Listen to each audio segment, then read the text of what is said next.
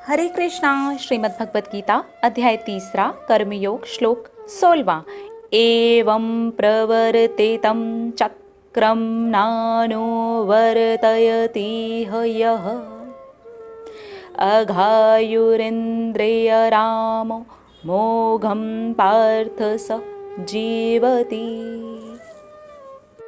श्लोक का अर्थ है, श्री कृष्ण भगवान अर्जुन से कहते हैं, मेरे प्यारे अर्जुन, जो व्यक्ति इस प्रकार से यज्ञ नहीं करता है, जो इस प्रकार से कर्म नहीं करता है, अपने आप को आत्मा जान करके वो कर्म नहीं करता है, क्योंकि आत्मा जान करके जो कर्म किए जाते हैं वो यज्ञ हो जाते हैं।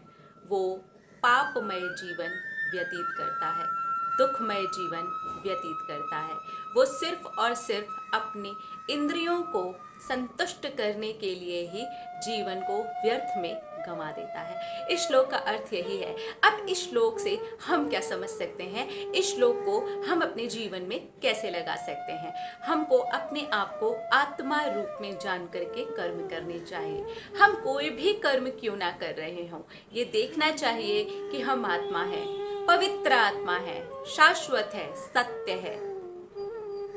हमें ये करते हुए कितनी प्रसन्नता हो रही है, हम कितने शांत हैं। और अब ये कर्म हम कर रहे हैं, तब ये कर्म ब्रह्म हो जाएगा, क्योंकि ये आपकी संतुष्टि से उत्पन्न है, संतुष्टि के साथ में किया जा रहा है, प्रसन्नता के साथ में किया जा रहा है। आप रिलैक्स हैं तो आपको पता है कि ये जो कर्म है ये शुद्ध है, मेरे लिए भी, दूसरों के लिए भी। तो ये एक सबसे बड़ा यज्ञ है। और जब इस प्रकार से कर्म नहीं होते हैं तो इंसान सिर्फ और सिर्फ दुख ही भोगता है, दुखी, पूरा जीवन दुखी हो करके व्यतीत कर देता है। और अपनी इंद्रियों की तुष्टि के लिए चाहे कितना भी मुश्किल उसके लिए क्यों ना हो, वो पीछे भागता रहता है, भागता रहता है, भागता रहता है। और भागते भागते अपनी इंद्रियों को संतुष्ट करने के लिए वो सिर्फ भागना ही अट्रैक्ट करता है, दुख ही अट्रैक्ट करता है, पीछे पड़ना ही अट्रैक्ट करता है। लॉ ऑफ अट्रैक्शन भी इस चीज़ का सीधा सीधा मतलब हमें ऐसे ही बताता है। हम जो होते हैं वही हम अट्रैक्ट करते हैं। अगर हम अपने आप को आत्मा रूप में जानेंगे, शुद्ध कर्म करेंगे, तो उसी तरीके का फल भी हमें मिलेगा।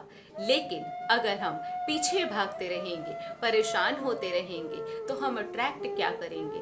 जो भी हम हो रहे हैं हम सिर्फ वही अट्रैक्ट करेंगे।